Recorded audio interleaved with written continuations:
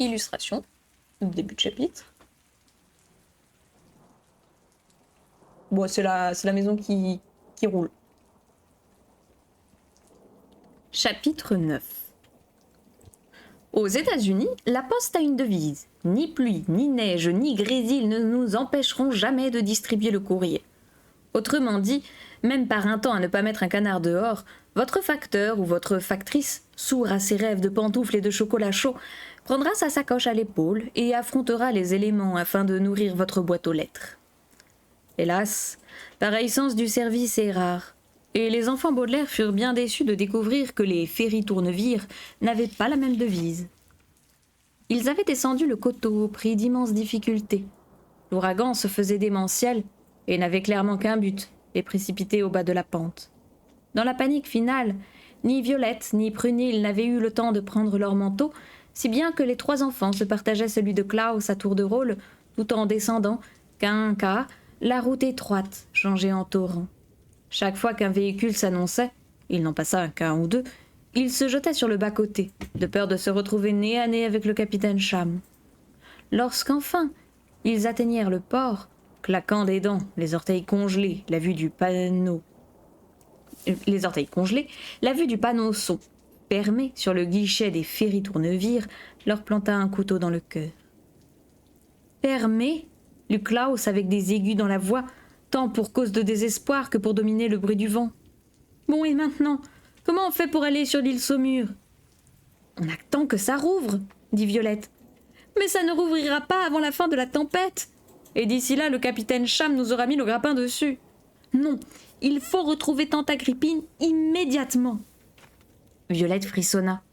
Mais comment? D'après l'Atlas, l'île Saumur et sa grotte sont là-bas, de l'autre côté du lac. Tu nous vois y aller à la nage? Métro! Cria Prunille, ce qui signifiait sans doute « Et pas question non plus de contourner le lac à pied, on en aurait pour des heures. » Il doit bien y avoir d'autres bateaux en plus du ferry, dit Klaus.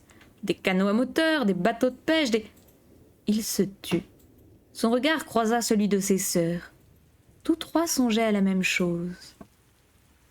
Des voiliers, compléta Violette. Des voiliers à louer, par exemple. Le capitaine a dit que son affaire était là, sur le port. Cham Plaisance, indiquait sa carte.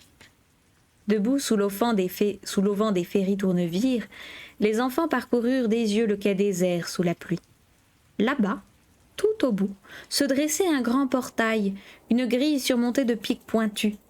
Une pancarte était accrochée juste à côté, illisible à pareille distance, au flanc d'un cabanon où tremblotait une lueur à une petite fenêtre. Les enfants se raidirent. Mettre les pieds chez Cham Plaisance, c'était se jeter dans l'antre du lion dans l'espoir d'échapper au lion. Pas question, résuma Klaus. Il va quand même falloir, dit Violette. Le capitaine n'est pas là-bas, on le sait. Il est encore au Clown Anxieux, ou au pire en route pour chez tante Agrippine. Et pas depuis longtemps puisqu'on ne l'a pas croisé. N'empêche, dit Klaus, il y a de la lumière, donc il y a quelqu'un là-bas. Et jamais ce quelqu'un ne voudra nous louer un bateau. Pas besoin d'annoncer qu'on est les enfants Baudelaire. On dira qu'on est les enfants Jones et qu'on veut juste aller faire un tour en voilier. En pleine tempête, tu crois qu'on va nous croire? Il le faudra, dit Violette résolument. Et résolument, ici, signifie comme si elle y croyait alors même qu'elle n'y croyait guère.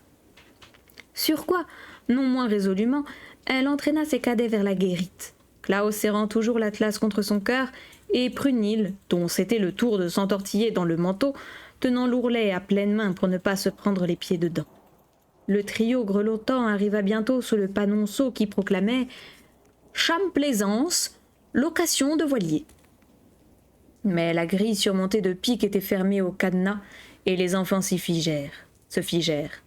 Entrés dans le cabanon, aucun d'eux n'y tenait. On peut toujours jeter un œil.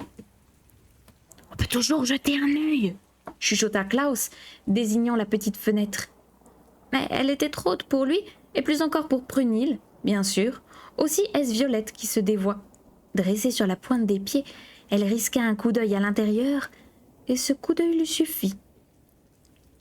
Il était exclu, totalement, de louer un voilier à cette adresse. La cabane, minuscule, contenait à grand-peine un tabouret et un bureau étriqué sous une ampoule à la lumière papillonnante. Là, pareil à une montagne vivante, affalée à la fois sur le bureau et sur le tabouret, une créature informe ronflait, une bouteille de bière dans une main, un trousseau de clés dans l'autre. À chacun de ces ronflements, la bouteille clapotait, les clés cliquetaient, la porte du cabanon s'entrabâillait d'un pouce. N'importe qui à ce spectacle aurait probablement frémi. Mais à la vue de ce personnage dont on ne pouvait dire s'il était homme ou femme, Violette crut défaillir.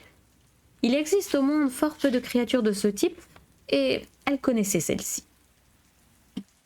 Vous souvenez-vous des comparses du sinistre comte Olaf ? Sans doute pas. Les enfants Baudelaire, eux, s'en souvenaient comme si c'était hier. Ils les avaient vus en chair et en os, en chair surtout dans le cas de celui-ci, et leur mémoire avait enregistré jusqu'aux plus sordides détails. Tous étaient brutaux et fourbes, tous filaient doux devant le comte Olaf, tous pouvaient ressurgir n'importe où, n'importe quand. Et l'un d'eux, justement, venait de ressurgir de cette cabane, dangereux, traître et ronflant. Voyant blêmir sa sœur, Klaus s'alarma. « Un problème ? Je veux dire, en plus de l'ouragan, de tante Agrippine qui fait la morte, du capitaine Cham à notre trousse et de tout le tralala. »« Devine qui est dans cette cabane ?» chuchota Violette. « Un des spires d'Olaf face de rat. »« Lequel ? Celui dont on n'arrive pas à dire si c'est un homme ou une femme. » Klaus frissonna. « Le plus horrible !»« Non, » le contredit Violette. « Le plus horrible, c'est le chauve. »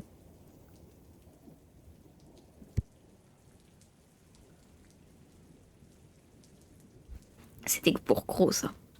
« Falouch !» chuchota Prunille, autrement dit. « Vous croyez que c'est le moment de discuter ?»« Il ou elle t'a vu ?» demanda Klaus. « Non, il ou elle dort, mais il ou elle tient à la main un trousseau de clés. Il nous faut ces clés pour ouvrir le portail et aller prendre un voilier. »« Tu veux dire en voler un ?»« L'emprunter. On n'a pas tellement le choix. » Même sous forme d'emprunt, le vol est bien sûr un délit, en plus d'une extrême indélicatesse. Mais comme tous les indélicatesses, dans certaines circonstances, il peut être excusé. Le faux vol est sans excuse si, par exemple, visitant un musée, vous décidez soudain que tel tableau ferait plus d'effet chez vous, et si vous vous en emparez sans autre formalité. En revanche, si vous avez très, très faim, et la bourse plus vide encore que l'estomac, on vous accordera des excuses si vous décrochez ce tableau afin de le savourer chez vous. « Il n'y a pas 36 solutions, » reprit Violette. « Il faut aller chercher tante Agrippine sur l'île Saumur.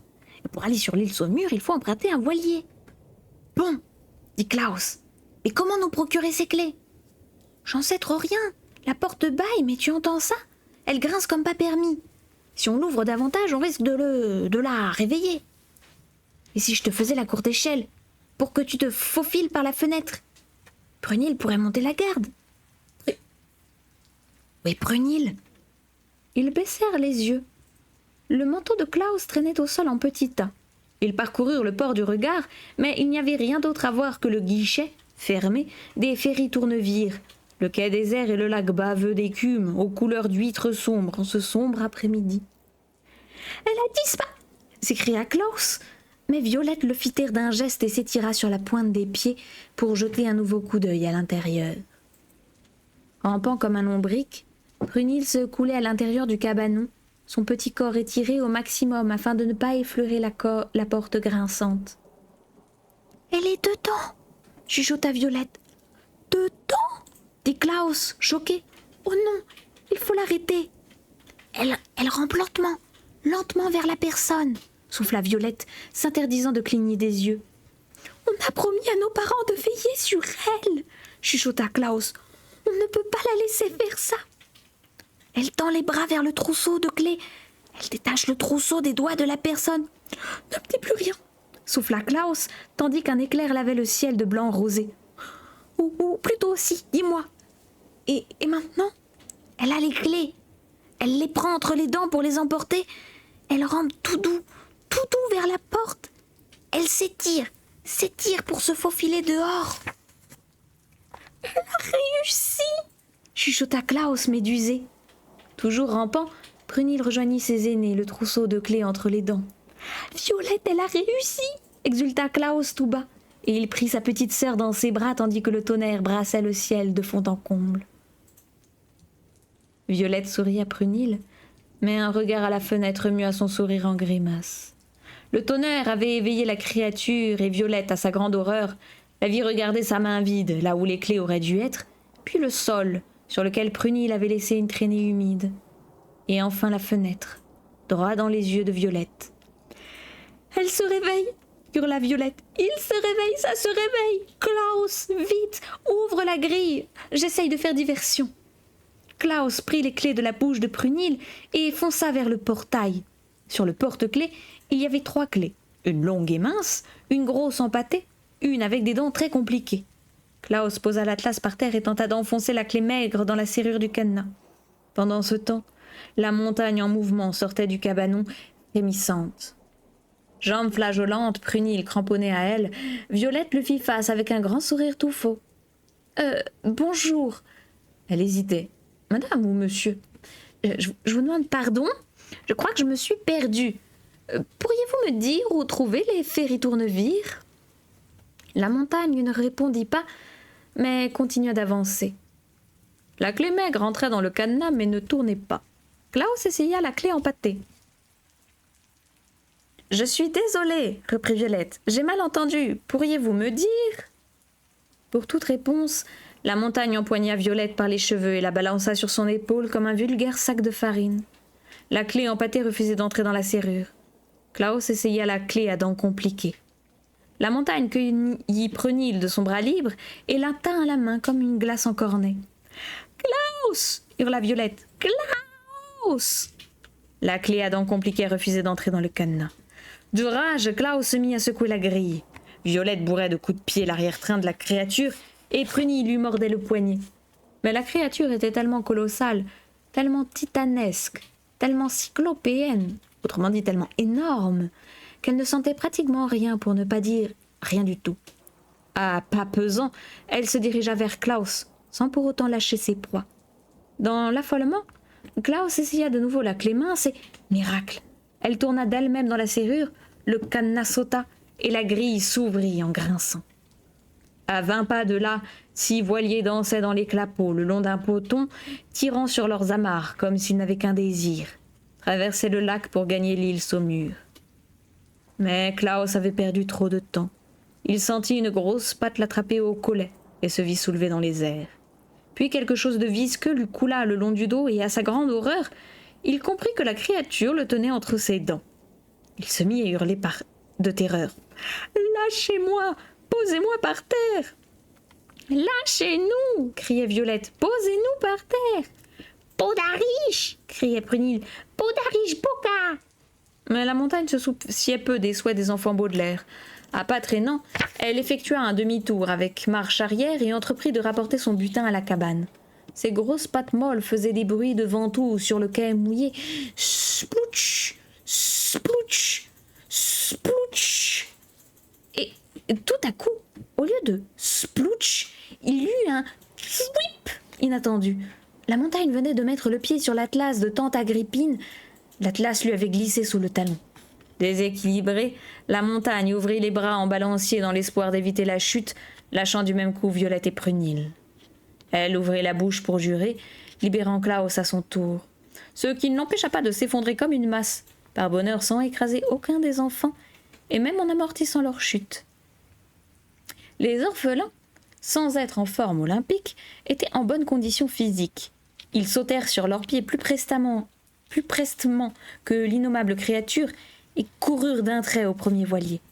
Le temps pour la créature de retrouver la verticale, puis de s'ébranler dans leur direction, et déjà Prunille avait rongé l'amarre qui retenait le bateau à quai. Peu après, le petit voilier dansait comme un bouchon sur les eaux nerveuses de l'entrée du port. Dans la grisaille de l'après-midi finissant, Klaus essuya d'un revers de manche l'atlas taché de boue et l'ouvrit pour le consulter. Le précieux ouvrage leur avait déjà rendu service une fois, en leur indiquant où trouver l'île Saumur.